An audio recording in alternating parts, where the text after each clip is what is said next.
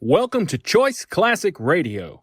Like us on Facebook, subscribe to us on YouTube, and help keep this show alive by donating at choiceclassicradio.com.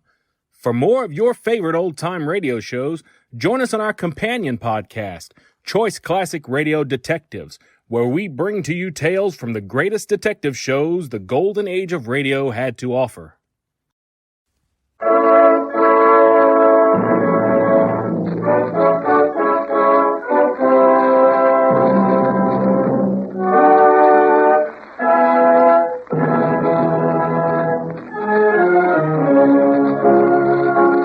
The makers of Campbell Soup present the Campbell Playhouse. Orson Welles, producer.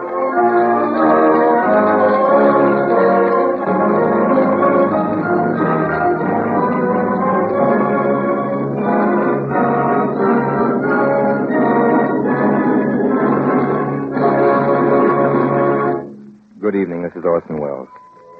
One of this season's bestsellers, Wickford Point, by last year's Pulitzer Prize winner, John P. Marquand, is the Campbell Playhouse selection as the best new book for May, a choice which will probably surprise nobody.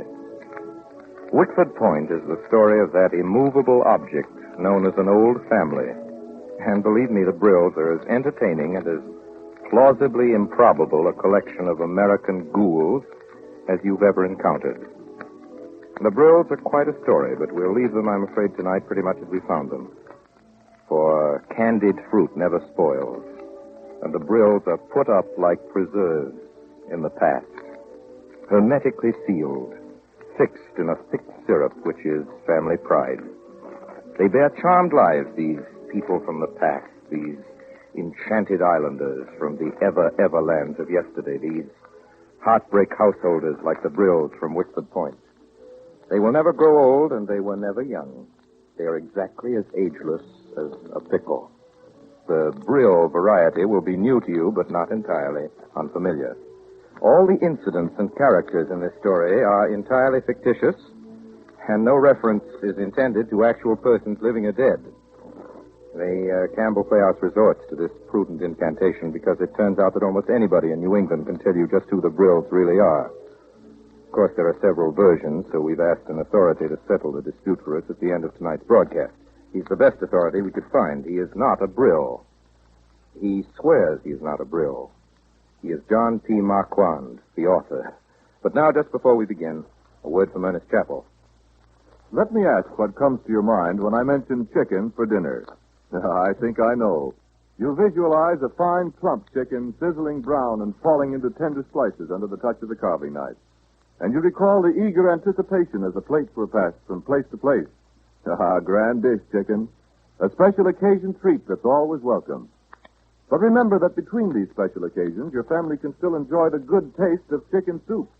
Because just as sure as you like chicken, you'll like Campbell's chicken soup. You'll see how chicken-rich it is in the very golden glisten of it. You'll taste deep-down chicken flavor in every tempting spoonful.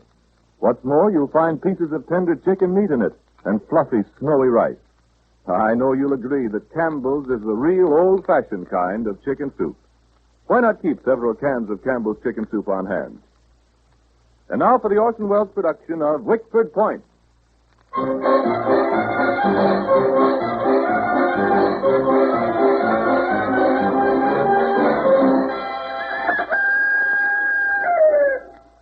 Morning, Jim. Good morning, Sid.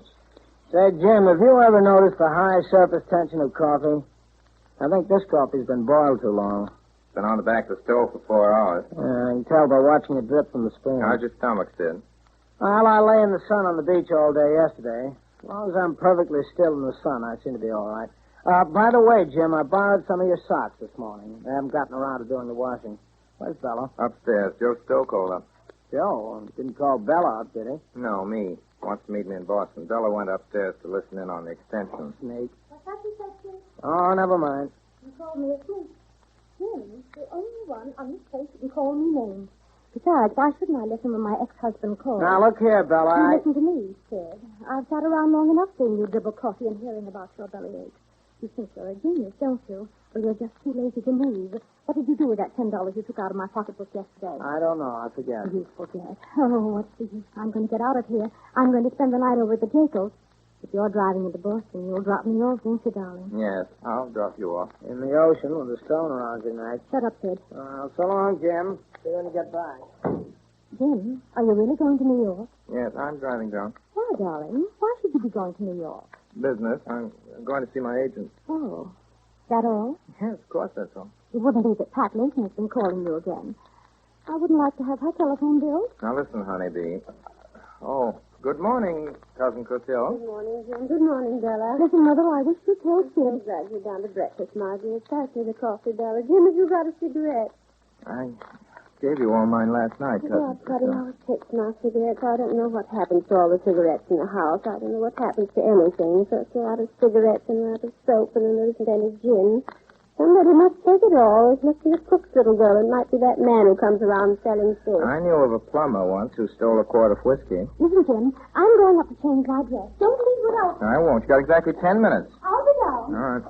Dear, I wish Bella wouldn't drop everything everywhere. By the way, I thought that Mr. Berg she brought him to lunch last weekend was delightful, didn't you? No, I didn't. We needed some money in the family and little peasant blood. You know, I'm glad Bella can attract men. It's always much nicer when there are men around. Everyone is much happier and much less nervous. I wish you wouldn't be so hard on President Roosevelt, dear. President Roosevelt? I haven't been hard on President Roosevelt. Perhaps you haven't yet, but you were going to be. I should have voted for him if I'd remembered to register. And I have remembered to register. I know he'll look out for me. I can see it from his face. And he'll look out for you. Well, someone has to. Jim, who was that letter from this morning? It looks so interesting. She writes the same way I do. I always did have such trouble with my writing until I just stopped trying. It's from a girl in New York. Her name's Patricia Layton. I don't think you know her. Oh, darling, I've never even heard you mention her. No, I don't believe you have. Well, she writes the same way I do. When are you leaving, Jim? Joe Stowe wants me in Boston. Dinner. Joe Stowe? Yeah. He's on his way to Vermont. Does Bella know? Yes, she knows. Give Joe my love. Why do that? After what you did to him, you and the other Brills. Joe and Bella might still be married if you had... Darling, I didn't do anything. I know you love him, but it was all a mistake, his marrying Bella. Give Joe my love. He'll understand. I do wish you weren't going away, darling. No, I'll be back. You're always going away somewhere, aren't you? If you aren't going away somewhere, you're always reading something. Why can't you stay here? You're one of the children, dear. You're part of Wickford Point. You're the only one that ever looked out for me. Oh, Jim, I wish you'd read this. It's a letter from the bank. I don't understand it. I understand it. You've overdrawn your account again. Give me a match, please. No, not that box. It's only has burn matches in it. The other box, just there. The bank is wrong. I sent them $100 last week. It's very stupid of me. Well, I'm leaving now, Cousin Cotille. Oh, dear, then you really are going. You will come back, won't you, Jim? Of course I'll come back. I'll only be gone a few days. Bella! Bella! I'll be right home. Bye, Frida. Bye, Mr. Calder. Oh, dear, I don't like it when you're not here. Jim, you're the only one that ever looks out for me. I just want to look out for me. Darling, you'll come back, won't you? I'll come back, Cousin Cotille. I'll be back on Friday. Well, sure, we'll clean this car occasionally. Bella! Bella! Jim. Where are you? Oh, something's started. Come on, honeybee. Let's get started. Everything. Earl! Earl! Yes, Mr. Jim? Earl, what happened to gas in this car? I had a full tank last night. I guess Mr. Jim must have taken it. He went down to the beach just now in the other car. Mr. Jim's got a rubber tube in his car. He's just down. I see. It didn't he leave you none at all, Mr. Jim? Doesn't look that way. How am I going to get out of here? Gotta wait till Mr. Brill gets back. Say, Mr. Jim, nobody's paid me yet. You asked Mrs. Brill about it. Bella! I did ask her. Bella! I did Bella! ask her, Mr. Jim. You gotta wait till the first of the night. Guess maybe there'll be enough gas to get me to the main How do you road. like when you dress, Jim? That's nice. Now, come on. Mr. Jim. Yes? Can I have a Come dollar? on, get in. You see, Jim, I was in plenty of time. Bye. Yeah. Goodbye. Mr. Jim. Yeah. Your coffee candy bar. Yes, what is it, Cousin Cotille? Yes, I'm coming back. Yes, Cousin Cotille.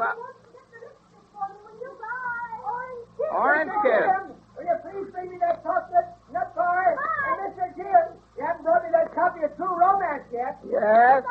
Chocolate nut bar. Chocolate nut bar. Goodbye. Nut bar.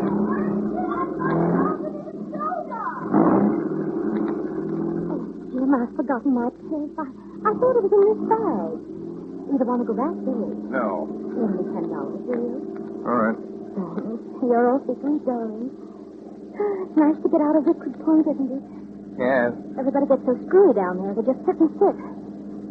You wouldn't be getting out of Wickford Point because you just heard your friend Howard Berg was at the Jekyll's, would you? Jim, darling. You're so silly. Bella. Tell me, what do you know about this Howard Berg? Where'd you pick him up? Just in case you want to know, Howard Berg is one of the most important men in war. Who told you so? Berg and who else? Lots of other people you don't know, darling. Lots of people you couldn't possibly know. Who wouldn't care to meet you. Important people? Yes, important people. And it might be a help. You. It just happens that Howard Berg could help you a great deal. Howard Berg is a very intimate friend of Sinclair Lewis, Ernest Hemingway, Bruce Hawkinson, and James Branch Cabell. How do you like that, darling? Is he an intimate friend of John Galsworthy? It just happens that he had lunch with Mr. Galsworthy last week when Mr. Galsworthy was over from England. Now, butter that on your dry toast, darling. Well, maybe I'm wrong about Mr. Berg. You're quite sure he had lunch with Mr. Galsworthy last week? Right? You didn't happen to know, Honeybee, that John Galsworthy died 5 years ago. It doesn't do any good to lie like that, Jim. Just because no really fine novels, no really worthwhile writing, no really worthwhile anything has ever honored you by his acquaintance. Is Berg going to be at the Jekyll's? Suppose you ask when you get there, darling. Thanks, I will. Bella, come on, come across with us. Has Berg asked you to marry him or not? Please don't, Jim. Please. Jim, I can't go on like I that. don't suppose you can. I can't. I just can't stand it. I can't. I Then can't. don't. Oh, don't be so disagreeable. Nobody does anything about anything. I can't go on like this. All I want is to be happy and... Jim, what are you going to say to Joe? What do you mean, what am I going to say to Joe? I mean about me. It probably won't be anything about you. Oh, yes, it will. You asked about me and I knew it. Not that I care, because I can see him myself any time I really want to. He always talks about me when he's had a drink or two. Who told you that? Oh, lots of people. There is such a thing as being loyal, darling. Everybody knows how he treated me if you don't. Do they? Oh, I've been over the jump. I'm not complaining. There are ways of doing everything. There are ways of being a gentleman. Joe Stowe is the nearest thing you ever came to seeing a gentleman. Oh, is he really, darling? Yes, Jim. Oh, I should think the least thing a gentleman could do is to see that his family wife isn't starving when he's making $150,000 a year. You never missed a meal, Honeybee. It isn't his fault I haven't. You said you didn't want a nickel from him. You kept saying it to the lawyers all the time. Well, how could I guess he'd be successful? Listen, Honeybee. Joe's been a friend of mine for quite a while. He's going to keep on being one. You're not going to stop it, so just forget about Joe. Took a beating when he was with you, and he's well out of it, and he knows it. Oh, he does he? Oh, when you see Joe, you tell him to me that I am well out of it, too. Tell him he doesn't know what love is. Tell him... Well, skip it. Getting to Jekyll's now. Jim, Yeah? Jim, do you think Joe still loves you? Skip it, Honeybee. Here's the Jekyll's. And you're not coming in? No. Bye, Bella. Darling, you're awfully sweet. There's no one as sweet as you. What is it you want now, Honeybee? Jim, where could I get you if I want to tomorrow or the next day on the telephone? What's the matter? Afraid you're going to get into a jam? No, of course not.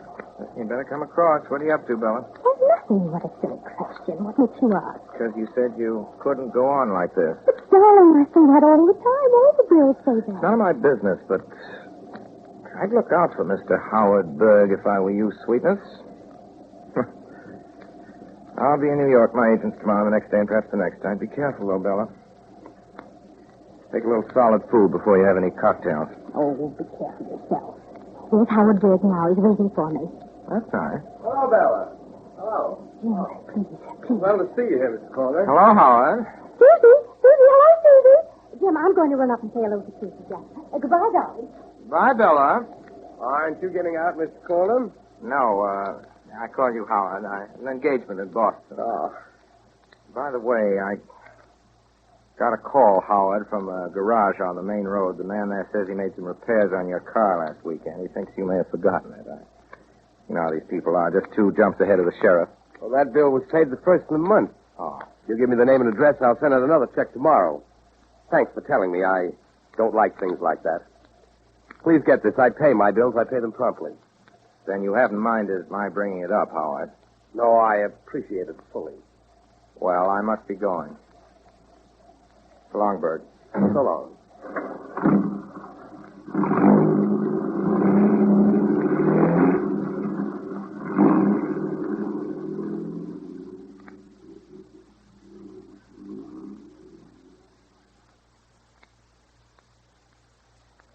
Jim. How are you?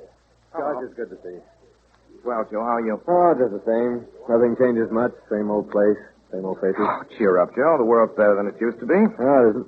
Absolutely the same. Listen, Joe, aren't you better off than you were 3 years ago? Darn well right I'm better off.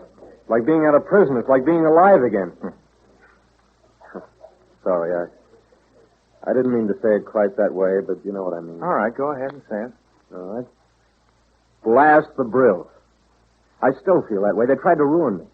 They tried to take out my heart and lungs and liver and stuff me with sawdust. They didn't mean to do that. They couldn't help it, Joe. I can see them now, them in their house.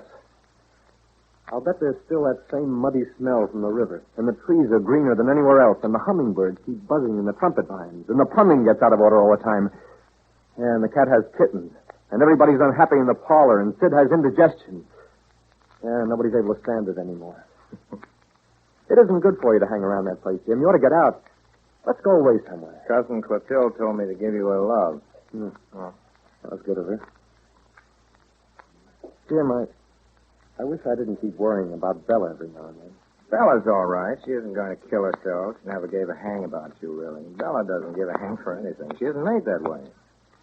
She can't take time out caring for anybody because she has too much trouble looking out for herself. You needn't be so rough on her, Jim. If you won't stand up for Bella, I will. Don't worry, there'll always be somebody to stand up for Bella. You're well out of it, Joe. If she ever calls you up, don't answer. If you ever see her cross the street. You know, Jim, might have been all right. What might have been? Bella and me. Oh, don't fool yourself, Joe. We all get exactly what's coming to us. You ought to know by this time that there's no such thing as might have been. It'll always be the same. All right, Jim. Let's go in now. I'm getting hungry.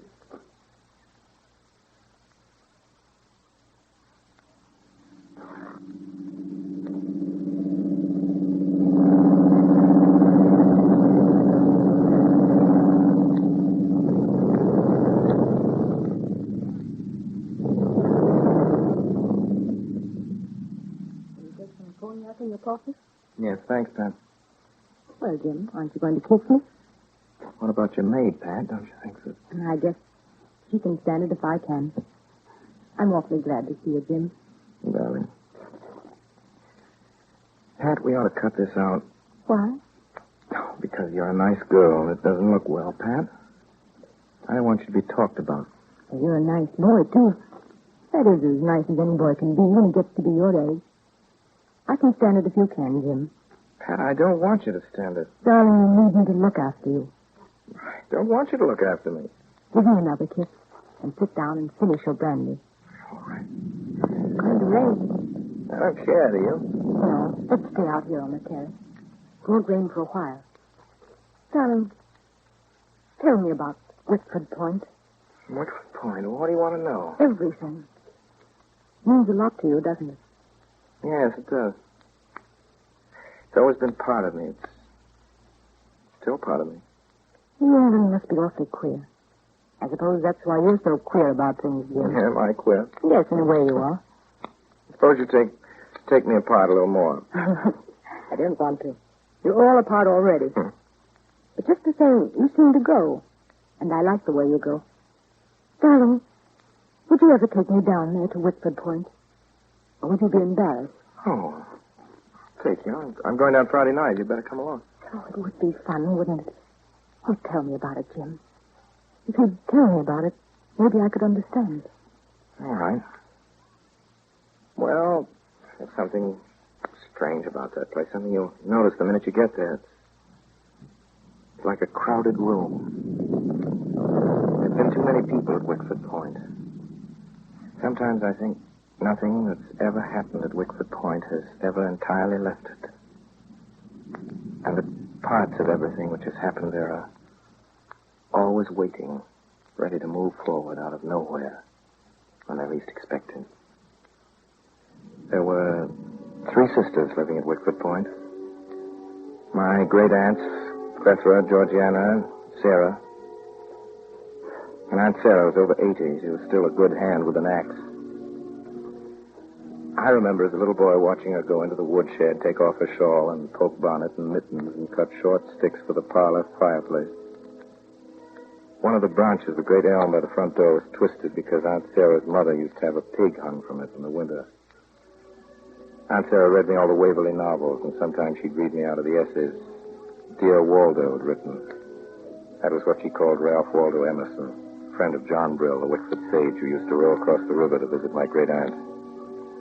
It was his son, Hugh Brill, who rowed across that same river years later and married my cousin Clotilde. That was the beginning of the Brills. I remember what my grandfather said to me. I remember when he heard I wanted to live at Wickford Point and be a farmer. He said, I was about 8 then. Farm, my boy, nonsense. This isn't a farm. It's a white elephant. Eats up money faster than I can make it. You get those ideas out of your head, Jim. They were all going barefoot when I came to Wickford Point. You like to wear shoes, don't you? Well, Grandpa, I like... Don't tell me you want to be a poet like old Brill, the Wickford sage, and grow a beard and look for huckleberries. No, indeed. You could learn something about money if I can arrange it. Somebody's got to know about money beside me. I can't support the whole family. Hey, Grandpa, I support the whole family. They don't even know it. Just take it for granted I should support them. Your grandmother was a beauty like your cousin Clotilde. I remember on the first day I ever came here to Wickford Point. They were sitting under the big apple tree on the lawn playing quotations. They asked me to stay to supper. Then they found there wasn't any supper. They took your Aunt Sarah down the carry-on and bought some. That was 40 years ago. I've been buying everybody's supper ever since. When I die, I'll still be paying for that supper. If there's any money left.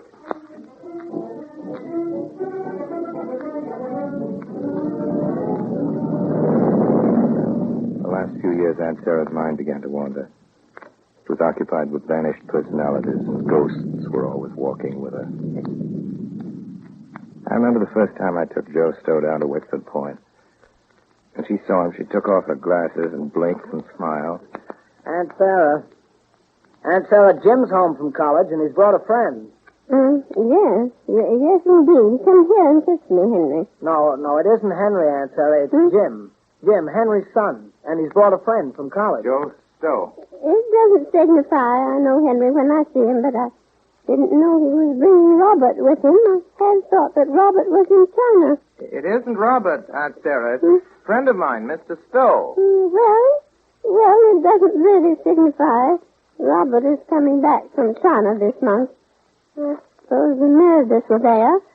How are matters on the island? I do hope the Queen is learning her alphabet. Yes, the Queen can almost read by now. Dear Queen, I suppose you put in at the Ivory Coast. Yes, The we did. owners must be very pleased. Very pleased indeed with you, Robert. Aunt Sarah, this is Mr. Stowe. It's Jim's friend from college. And it's time for you to go upstairs now. Well, it doesn't signify. I should admire not to have you continually interrupt me, Susan. It doesn't signify. He's made the void. Everything that I've said remains absolutely true. Good night.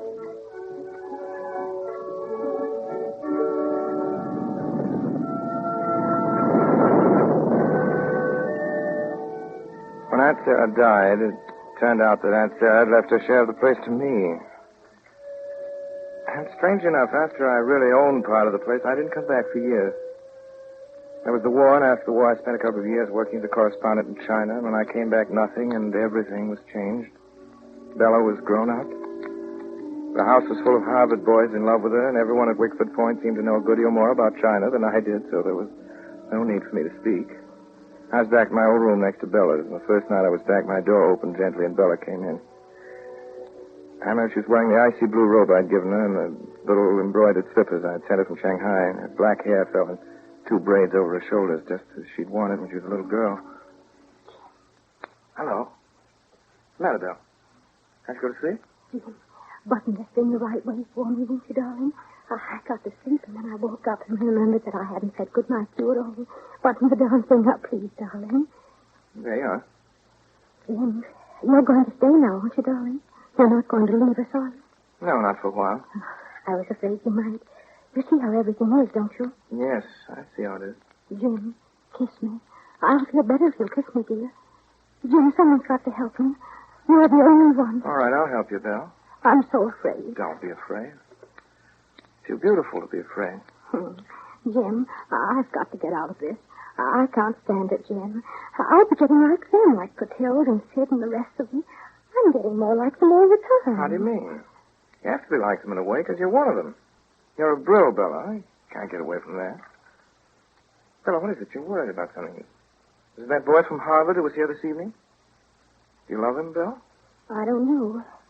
Sometimes I do, sometimes I don't. Jim, I wish I knew.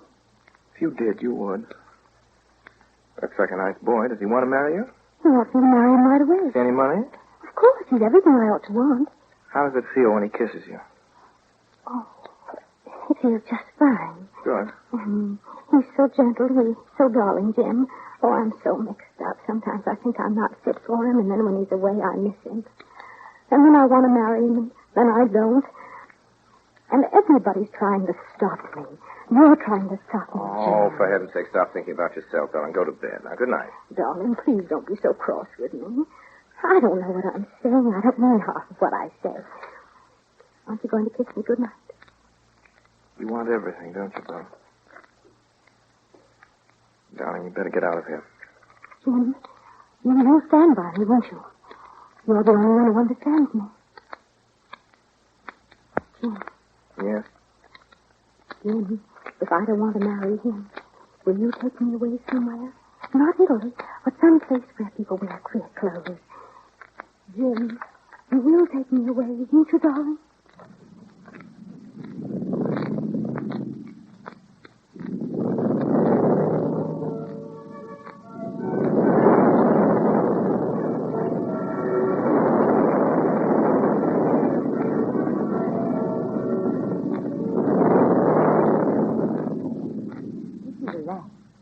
That's fine. I wish it wouldn't rain. Jim, they seem to be so afraid, all those people. What are they afraid of? They don't know, Pat. They've lived in a world of their own so long that they can't face another world. They live in a strange land called Wickford Point, the land of a great belief that they are brills. Brills, unlike other people, and very, very remarkable. And yet they're afraid. Yes. Yes, they're afraid. Clotilde, Sid, Bella, all of them. They're all afraid.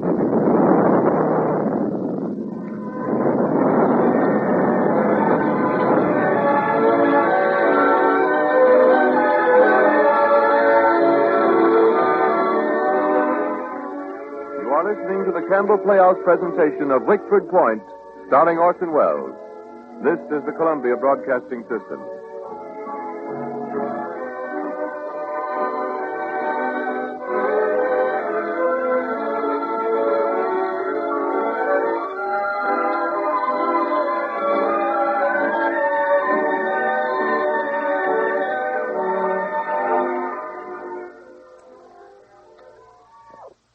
This is Ernest Chappell, ladies and gentlemen, welcoming you back to the Campbell Playhouse. In a moment or two, we will resume our presentation of Wickford Point.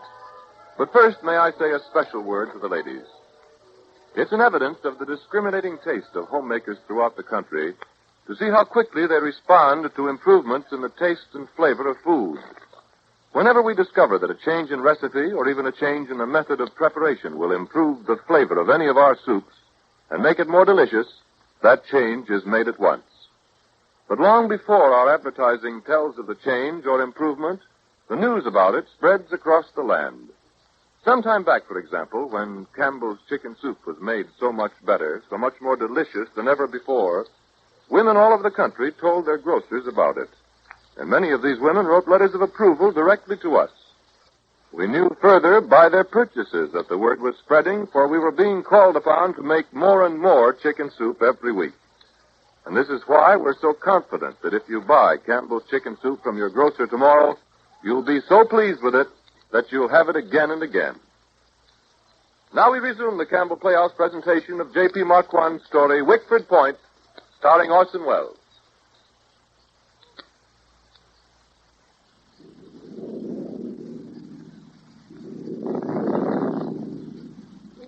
going to have that thunderstorm. Yeah, let's get over with. Thunderstorms always act as though they were so darned important. Let's stay right here where we are until it stops. You keep on telling me some more. What was it you were talking about? Weren't you listening? Yes, I was listening. But I was thinking about you. And I was talking about Bella. Jim, will you really take me to Wickford Point? I'd like to see them there. When can you leave? Friday night. Then we'd drive up. Why do you want to go there? Well, I don't know exactly. But I really would like to. Will you all be there, Jim? All the Brills? Oh, yes, they'll all be there. When did you last see Bella Brill, Jim? I saw Bella yesterday. She's very still. Oh, it isn't there. When did she get here? Who? Bella Brill. When did she get here? I don't see what you mean. Bella isn't here. I left her up at the Jacobs in Boston. My dear, she isn't there because she's here in New York. I saw her this afternoon on 42nd Street with a man. You did? What's the matter, Jim? Well, nothing. Nothing much. I just remembered she wanted to know where she could reach me if she needed me. They're always after you, aren't they? Yeah. Bella needed you. You'd leave me, wouldn't you? No, Pat, not exactly. You would, wouldn't you? I don't know. I'd help her. I'd help her out of anything. That's one thing about you. You always tell the truth. I don't care much what happens as long as you tell the truth. I wonder why you'd help her. Do you know? Yes, that's easy. I'd help her because I always have. The only reason. You're worried about her, aren't you? Well, go ahead. Doesn't make me mad, particular. Something's going on. That man, do you remember what he looked like? Yes, he was tall, dark, and rather handsome, with a hard face. The sort of man you'd see in a nightclub dancing. Snappy dresser? Yes, a very snappy dresser. Did you ever hear of a Mr. Howard Berg, a big power on Wall Street? That's what Bella says he is. No, did you? Well, that man was certainly Mr. Howard Berg. Never mind, Mr. Berg, Jim. All Please right. go on. Tell me more about the Brills. Tell me about her, Bella. How she married Joe Stowe. Well, we just heard how she married Joe Stowe. She brought him back with her from Rome. Joe happened to be in Rome that same year. Paper. I don't know quite how it happened. The young man from Harvard just drifted out of the picture. That's the way it was with the Brills. Things just happened. We weren't any too clear about anything. Wickford Point was like a floating island that once had been solidly attached to the mainland. That's the only way I can describe it. I can see it being severed from reality when I was still very young and drifting off, a self-contained entity, into a misty sea. Jim, I know it. What? It's Bella. Bella's dead. Sid, you open it. You've got a clear head, and you can tell us if it's anything terrible. I never did write telegrams. They're unhappy things. Jim, please keep holding my hand.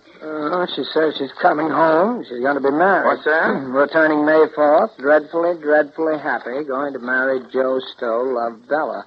Joe Stowe. He's a friend of yours, isn't he? You remember Joe Stowe. It's the best news I've heard since the armistice. Sid, will you get me a glass of water from the pantry and an aspirin? I think an aspirin, it's perfectly dreadful. It'll take her away somewhere. Cousin Clotilde, you used to like him. I don't see why you think it's so dreadful. Well, did I? I never thought he was distinguished. How can you say that? You haven't seen him for years and years. He'll take her away from everything she has. Well, suppose he does. That's exactly why she's marrying him, because she wants to get away from everything she has, just as you say. Perhaps she does, but Bella wouldn't be anyone without her own traditions. What do you mean by tradition? Oh, I wish you wouldn't be so tiresome, dear. Tradition is what we're taught to live for. Bella's tradition is what she's been taught to live for. Will you please give me a cigarette, Cousin dear? Clotilde, I sometimes wonder just what you do live for. I live for the children and for other people, dear. I don't do it very well. I'm a very careless manager because no one could ever teach me to add or subtract in school, but I try all the time to make the children and other people happy. Well, how about Bella? Perhaps she wants to make somebody happy, too. Perhaps she wants to do something for Joe Stowe. You Well, thought I'd about like to know what Mr. Stowe's going to do for her. They haven't the same tradition. He isn't going to fit in. He's going to... He's going to do what? Darling, don't ask me what I mean. I'm going to my room. He's going to try and take Bella away.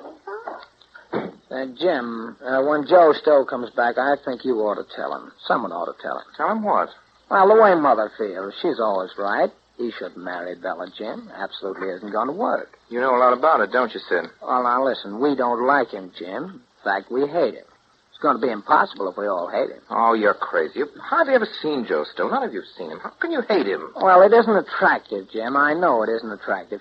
Have you ever seen a lot of dogs? What have dogs got to do with it? Well, now, look at it this way, Jim. The Brills are all a very funny breed of dogs, inbred and overbred. I never did like dogs, and I haven't much respect for human beings either. What are you trying to say, Sid? When a new dog comes, the others hate him, don't they? Particularly when they're abnormal dogs. Well, Joe Stowe's a new dog, and we don't like him, and we'll never like him.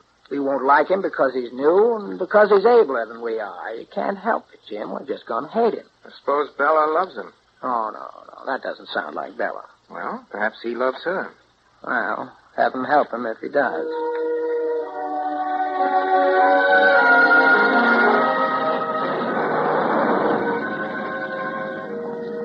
They were married that fall. Sid was right about her marriage. I suppose, in a way, she couldn't help the things she did to Joe. Well, it lasted 4 years altogether, and then there was another year before she finally went to Reno. They should have broken off years before. Must have known it wouldn't work, but it's always hard to stop when you've started. Listen to the rain, Jim. Yeah. That started too. The whole roof's wet. Suppose we'd better go in. I'm afraid so. Better take the chairs. Hey, Ben, your phone ringing. I'll take it. All right. You think it's for you? Does anybody know you're here? I don't think so.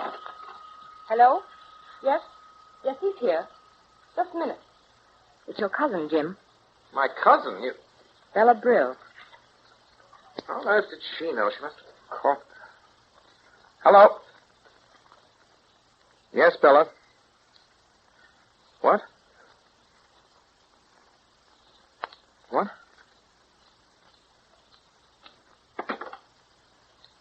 Pat, I'm sorry. I know what you think. Do you, Jim? I wonder. I have to go, really. She seems to be in a really bad mess this time. Pat, you don't hate me, do you? You going to take me to Wickford Point this weekend? I said I would. I'll call you in the morning. Goodbye now. Goodbye, dear.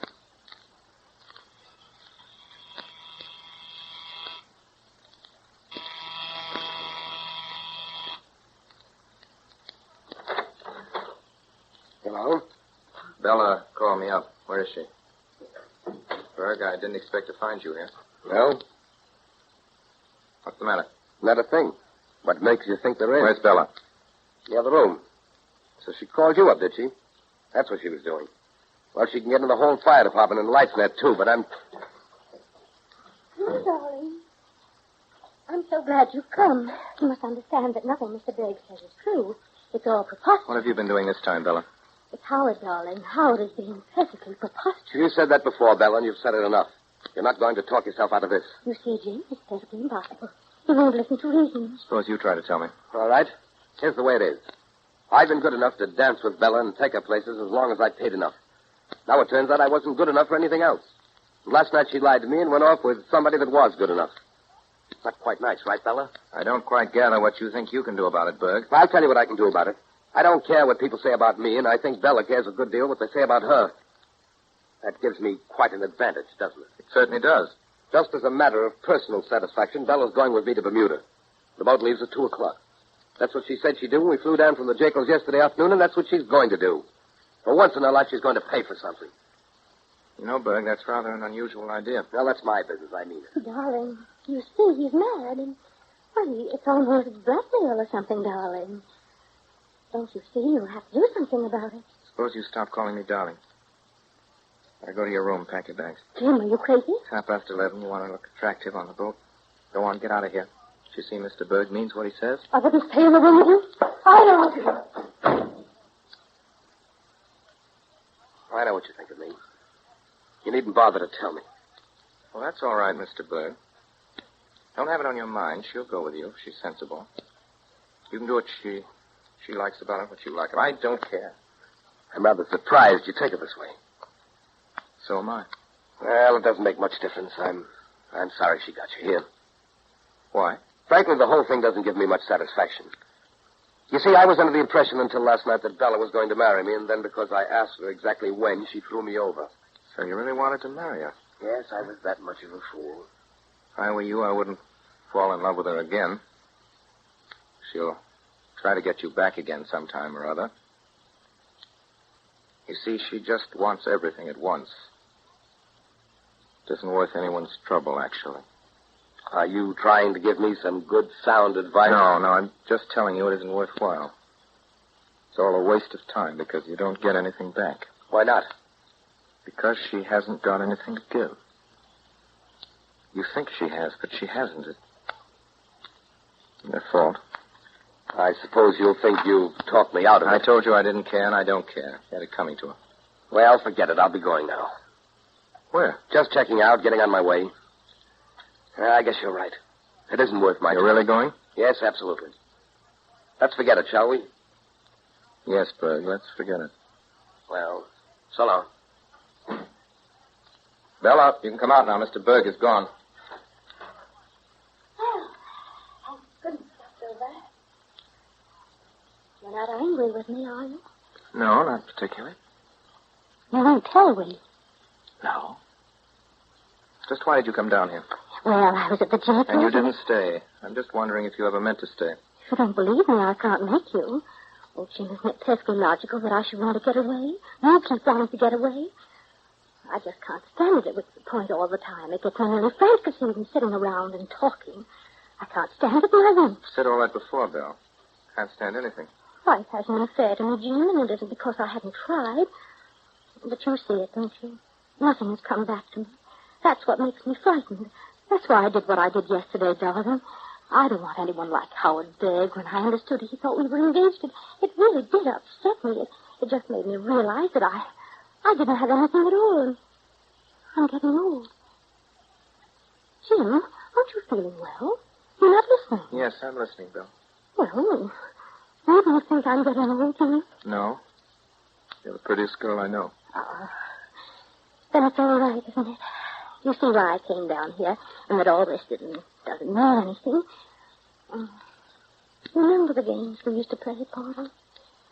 What is the matter? You're not listening, darling. I'm sorry, Bill. What game? You know, Clotilde used to have it when I had birthday parties. All the chairs were back to back, and music would play, and we'd walk around them, and the music would stop, and we'd all sit down, except one of us would be left. Well, the music's nearly stopped. So it's nearly stopped. Yes.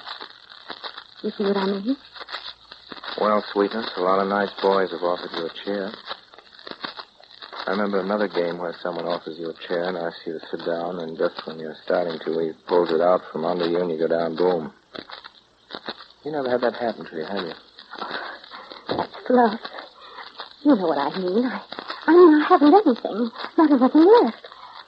Except you. I'll always have you, darling. I think I care more about that than anything else in the world. I mean, really care. And we quarrel and we fight, but you tell me what you think of me. You're still with me, aren't you, Jim? Bill. Aren't you, Jim? Bill, I've always told you the truth. I've never thought of you exactly like this. It's always been a sort of habit up to now. That's it. It's habit, darling. Well, it isn't anymore. I'm through, Bill. I'm sorry, but I'm absolutely through. Oh, I knew you were cross, darling. I don't blame you for being tired of me. I'm pretty tired of myself. I'm sorry, Bill. I didn't say I was tired. I said that I was through. Darling, just tell me what I've done. There's no use talking about it, Bill. I'm through. You don't like me? You don't like me at all? It's worse than that. I feel impersonal. I can see what your good points and your bad points are, and I don't care. I'm sorry, Bill. Oh, stop saying you're sorry and tell me what's the It isn't matter. your fault. It's just the way things are. You haven't got anything to give to anyone that anyone wants. I didn't mean exactly that, Bill. Now, don't throw that glass. You'll be sorry. Don't do that again, Bill. Jim, I'm sorry, darling. You just made me so mad. I'm so afraid, darling. And you know I always tell you everything. I'll go. No, I'll go. Hello. Hello. Joe, how'd you get here?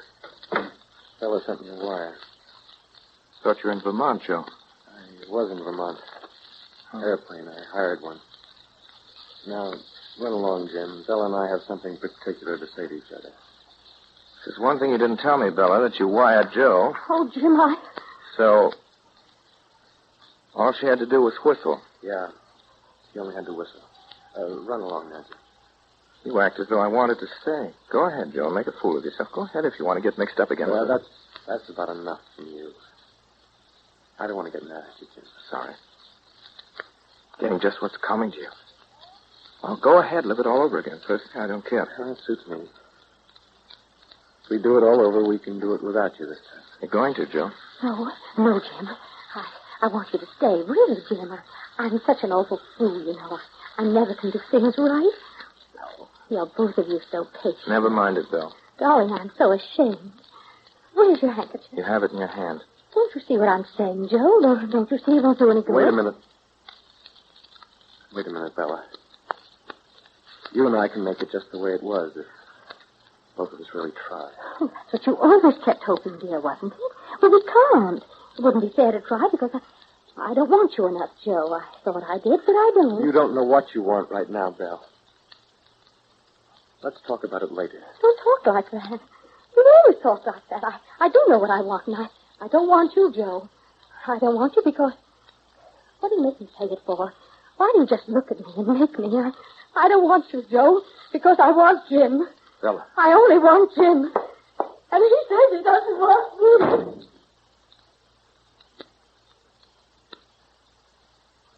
How do you suppose she does want you? Cosmos. And I hired an airplane to get here. I was sick in one of those little paper bags. Hire another, Joe. It's the first break you've had in quite a while. You're out of it for good now. Get that into your head. You're out of it for good. It's the first generous thing I ever saw her do.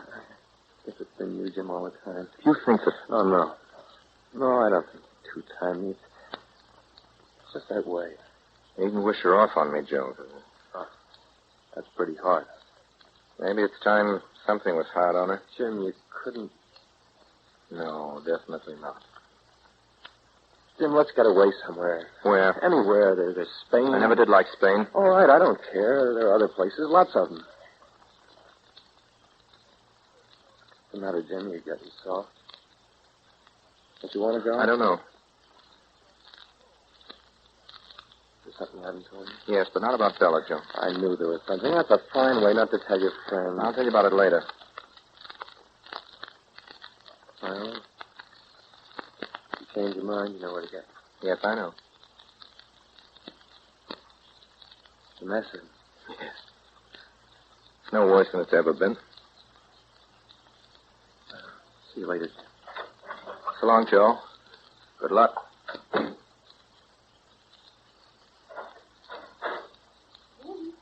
Yeah. I sent him away, didn't I? Yes, you did. I didn't have to. No, that's true. Darling, it was what you wanted, wasn't it? I didn't ask you to. But it was what you wanted, wasn't it? That's why I did it, darling. I'm very much obliged. Bella, maybe it makes you feel better. I hope so. Why? Because you've done something decent. You like me better, don't you? Yes, honeybee, I like your good deal better. You've been very generous. Oh, you didn't mean those things you said. You take them back now. Let's Don't you, forget darling? about it, darling. Only that we've both been fighting. Oh, so it didn't do any good? No, you're wrong, Bella. It's done a lot of good. You're nicer than you've ever been right now. It's like an operation, darling. I feel so weak. My head keeps going around. You'll be kind to me anyway, won't you? Anyway. Yes, of course. I feel so unattractive. Let's go somewhere and have lunch and have some champagne. All right, now, but you'd better pack. Why? Because you've done enough for one day, sweetness. I'm going to send you back to Wickford Point. Oh, that's all that ever happens, no matter what we do. I always go back to Wickford Point.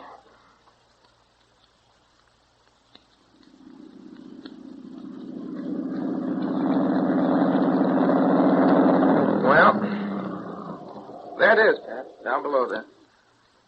The roof's the hay barns, and the chimney's the house. That's Wickford Point.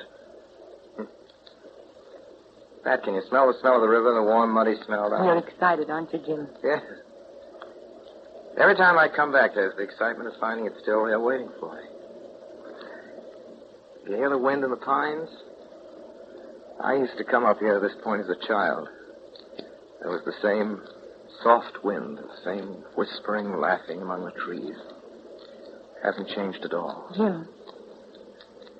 Yes, Pat? Jim, He hasn't got you yet. You love me. I wish I didn't sometimes. Why, Jim? I don't know. I guess I'm afraid. Afraid? Myself. You know what I mean. Jim, we can't go on like No, this. I don't see how we can. Do you mind if I ask you something? Anything you like. All this about Wickford Point. This feeling you have about not being able to escape. You're not saying this on account of Bella, are you? Bella? It isn't Bella you're talking about. You will tell me the truth, won't you? No. I don't mind if it hurts. It's not Bella. Oh, I'm glad. I'm so glad, dear. Jim, I wish you'd put your arm around me. I feel a little dizzy. Pat, are you crying? No, not really. Women just have different ways of showing they're happy. Jim, if you really love me, if you really want me, let's go away tonight. Now. Don't let's go down to the house. But you said you wanted to see the house. I've changed my mind, Jim. It's our only chance to get away from here now, tonight. I want you to marry me, Jim. It wouldn't be so bad for you, not as such things go. I'd make you happy. Pat, I'd go twice around the world with you tomorrow. There's nothing I'd like better. And farther than that? Farther than that? I'd go anywhere you say, and as long as you like, but... Finally, dear, I'd always come back here, and you couldn't stop me, and I couldn't stop myself. You know that. You wouldn't like it. I'll take my chance on that, Jim. I want you to come away with me now, while you're free, and while I'm with you. If we don't go away tonight, we'll never go. It's our only Pat. chance. I know I'm right, darling. Pat. We've got to choose, Jim, now, tonight. It's me or the bills. It's me or Wickford Listen, Point. Pat, listen. Listen to the wind in those trees. They're talking about me at this moment. About you and me. Listen to their voices. You hear what they're saying? My dear, they're saying, don't tell me you've never heard the most amazing thing like so many others. Why, look who's out here now. Jim Calder and somebody new. Somebody who doesn't belong here. Listen now, they're laughing together. Do you know what they're saying now? Jim, he's changed, but he can't change. He's tried to forget us, but he won't forget. It doesn't matter where he goes. He's out here half the time under the trees at Wickford Point. Even when he's away, he's always here because we caught him as a boy. It doesn't matter where he dies, he'll be back here. He'll always be back. I told you I'm not afraid of that, Jim. It's the present I'm thinking of, not the past or the future. If you want me, Jim, you've got to turn this car back. You've got to leave this place tonight.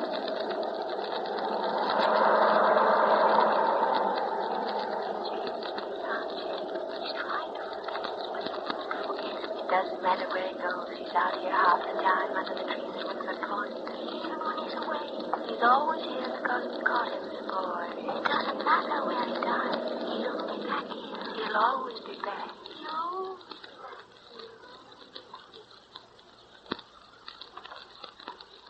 Well, Jim?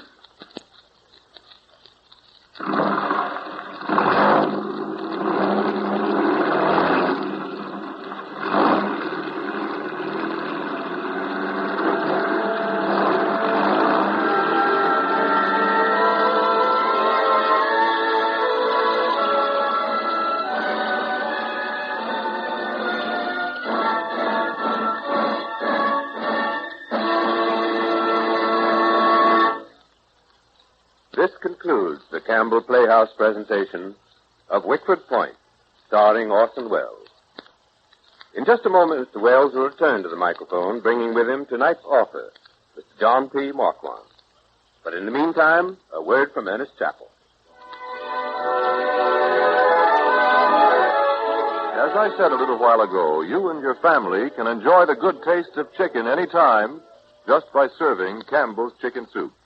You see, it's made the good old-fashioned way. Campbell's chefs use all of the meat of government-certified plump chickens. Then they simmer the broth long and slowly until it positively glistens with golden richness and delicious chicken flavor abounds in every spoonful. And they add snowy rice and pieces of chicken. Chicken so tender it almost melts in your mouth. But after all, the proof is in the eating. So why not have it this weekend? Because just as sure as you like chicken, you like Campbell's chicken soup.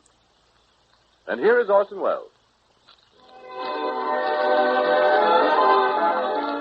Ladies and gentlemen, John Phillips Marquand, author of Wickford Point, is, I'm told, a widely traveled man, and a man, moreover, And I can vouch for this, who is able to get very sharp impressions of the places he visits and the people he sees. He translates his observations into story form with such vividness that he's been generally charged with copying directly from life. In the case of the Pulitzer Prize novel, The Late George Apley, the fame of the fictional character grew so great that Harvard University made the non-existent Mr. Apley a member of the class of 1887.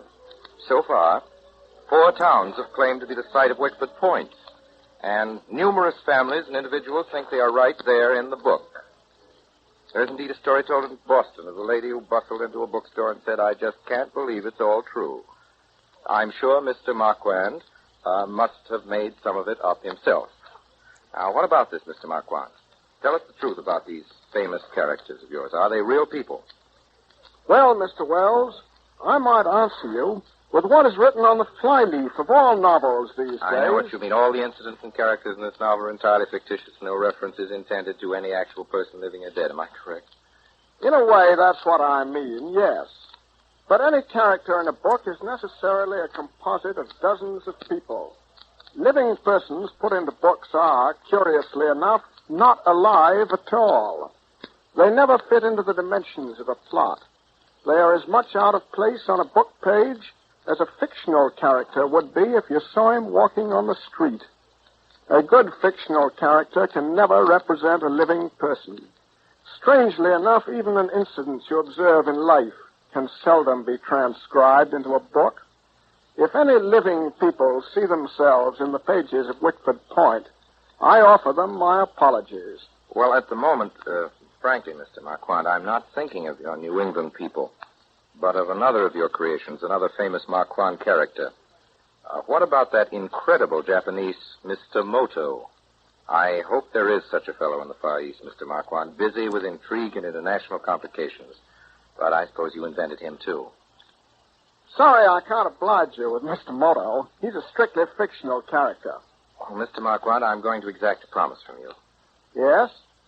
Just before we finish tonight, I want to ask you, if Mr. Moto ever comes knocking at your door, please don't tell him he's a composite type. Mr. Marquand, just send for me. I want to meet him.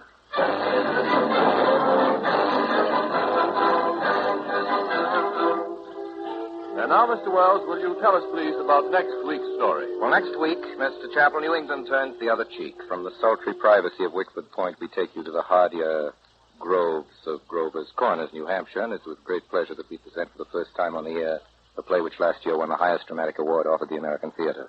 Thornton Wilder's Pulitzer Prize winner, Our Town. A play which does just what its title says. Shows you a typical small American town and the lives of 2 of its leading citizens. Their lives, how they lived, how they were married, how they had children, how their children in turn grew up and fell in love and married, and how some of them died. And so until next week, until Our Town, our sponsors, the makers of Campbell Soups, and all of us in the Campbell Playhouse, remain obediently yours.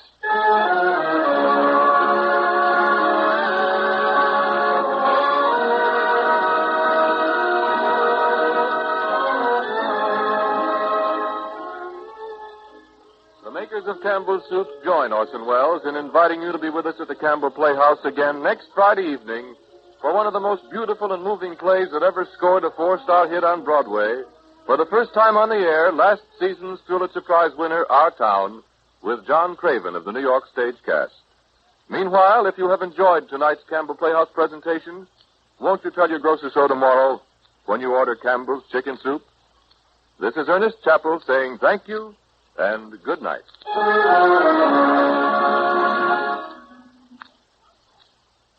That concludes today's episode. We'd like to thank you and remind you to donate at choiceclassicradio.com. Remember, your donations make episodes like this possible.